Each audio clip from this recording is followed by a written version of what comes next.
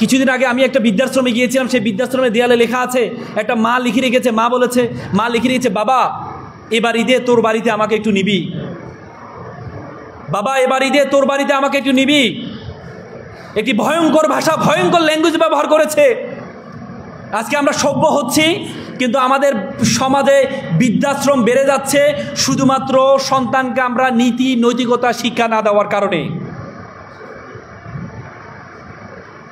আপনি কখনো দেখেছেন একজন মাদ্রাসার আলেম, একজন মসজিদের ইমাম, একজন মাদ্রাসার শিক্ষক তার মাকে বৃদ্ধাশ্রমে রেখে আসতে?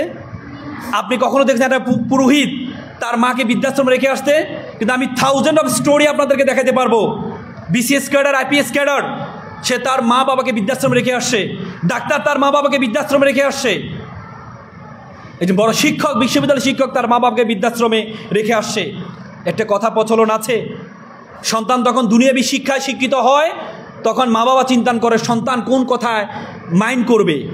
আর সন্তান যখন দ্বীনি নৈতিকতা সম্পূর্ণ হয়, দ্বীনি শিক্ষায় দীক্ষিত হয়, তখন সন্তান চিন্তা করে মা বাবা কোন কথায় রাগ করবে। সুতরাং আজকে যদি সন্তানকে আমরা মোরালিটিতে শিখাতে পারি, তাহলে সন্তান কখনো পথভ্রষ্ট হবে না। একবার একটা ছেলে সফল হয়েছে আমেরিকাতে, ইঞ্জিনিয়ার।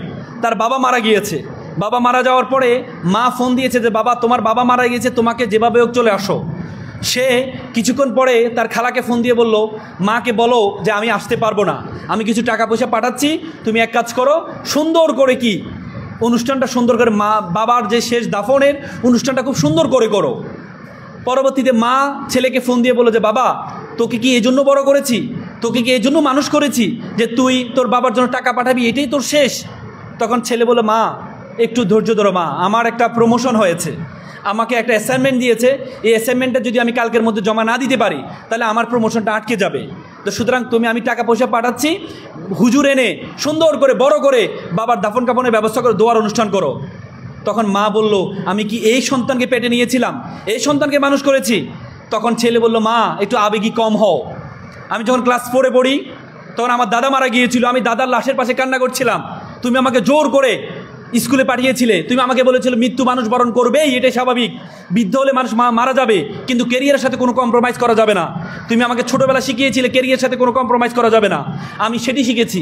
আমি এখনও মনে করি তোমার সে কথাটা আমার মাথায় এখনও গেঁথে আছে যে ক্যারিয়ারের সাথে কোনো কম্প্রোমাইজ করা যাবে না। তো সুতরাং আপনি আপনার সন্তানকে যেটি শিখাবেন সন্তান সেভাবে বড় হবে। এটিকে বলে লার্ন বিহেভিয়ার। একবার একটা ছেলে খুব ভালো আচরণ করে, স্কুলের শিক্ষকরা জিজ্ঞেস করলো তুমি এত ভালো আচরণ কিভাবে করো? তখন সে সন্তানটি বলল যে আমি ভালো আচরণ, আমার পরিবারের সকলেই এভাবে আচরণ করে। তার মানে শিশুরা শিখে লার্ন বিহেভিয়ার, আমাদের বিহেভ থেকে শিখে, আমরা কি করি, আমরা কি বলি, আমরা তাকে কিভাবে অ্যাপ্রোচ করি। তো সুতরাং আপনাদের প্রত্যেকের যেই পরবর্তী জেনারেশন আসবে এটি নির্ভর করবে আপনি কতটুকু মেধাবী, আপনার মেধা আপনার মাথায় আপনি কতটুকু ঢুকিয়েছেন সেটার উপর নির্ভর করবে।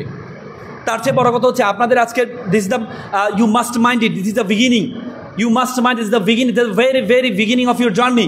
আপনাদের জীবন মাত্র শুরু হয়েছে, এই শুরুর জীবনে আপনার যদি মনে করেন এই যে শুধু রান্না করবেন, ভবিষ্যতে রান্না করবেন, পরিবার চালাবেন, তাহলে হবে না। নেপোলিয়ন একটা সুন্দর কথা বলেছে, if you give me good mother I will give you good nation. তুমি যদি আমাকে ভালো মা দাও আমি একটা ভালো জাতি উপহার দিব তোমাদেরকে। যদি আপনি একটা ভালো মা হওয়া যায়, একটা শিক্ষিত নৈতিকতা সম্পূর্ণ মা হয়, তাহলে তার সন্তান নৈতিকতা সম্পূর্ণ হয়। আজকে মাদ্রাসার বিভিন্ন সময় তোমরা দেখো যে মাদ্রাসার মানুষদেরকে একটু অন্যভাবে মানুষ তাকায়, ঠিক না? বলে যে ধনীর ছেলেরা মাদ্রাসায় পড়ে না, গরিবের ছেলেমেয়েরা মাদ্রাসায় পড়ে, কিন্তু এটা সত্য। মাদ্রাসায় যেমন ধনীর চেয়ে গরিবের ছেলেমেয়েরা পড়ে, কিন্তু বৃদ্ধাশ্রমে গরিবের ছেলে থেকে ধনীর মা বাবারা বেশি থাকে। কথা সত্য কিনা?